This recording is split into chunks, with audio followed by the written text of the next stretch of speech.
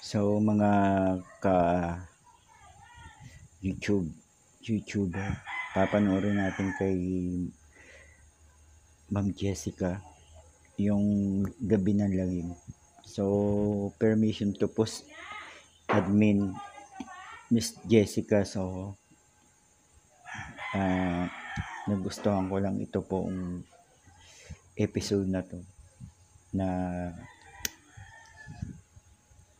yung pinalabas dito sa Gabi ng Lagim.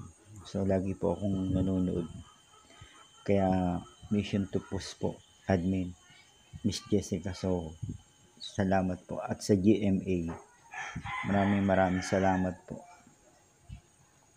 So mga YouTube, panonoorin natin itong mga nangyayaring kababalagan.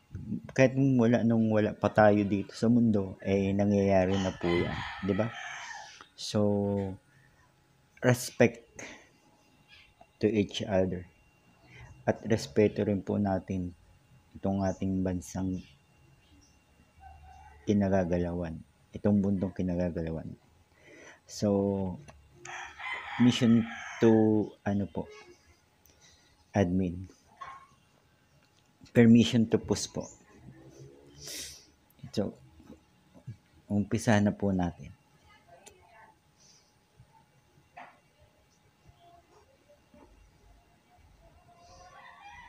Siyam na porsyento ng mga nakatatanda ay permanenteng bulag dahil hindi nila alam ito ng maaga. Ang iyong mga mataba ay nakakaranas ng malabo, pagod, masakit, lumuluhabo ang paningin, conjunctivitis, katarata, macular degeneration, o lumulutang na itim na tuldok sa harap ng iyong paningin. Huwag palampain na ito. Ngayong araw, ibabahagi ko sa inyo ang isang lihim. So ito naman. So watch this. Tama, may isang bahay sa Rizal na napakaganda. Pero ang mga tumira rito, hindi tumagal.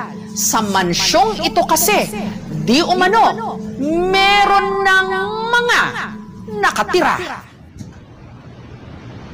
Ako si Ricky Singgapan, ang first na may-ari ng bahay na to. So, di ba, pag ganun, mura yung bebentang mga bahay, siyempre, kalitisin muna natin yung yung bibilihin natin.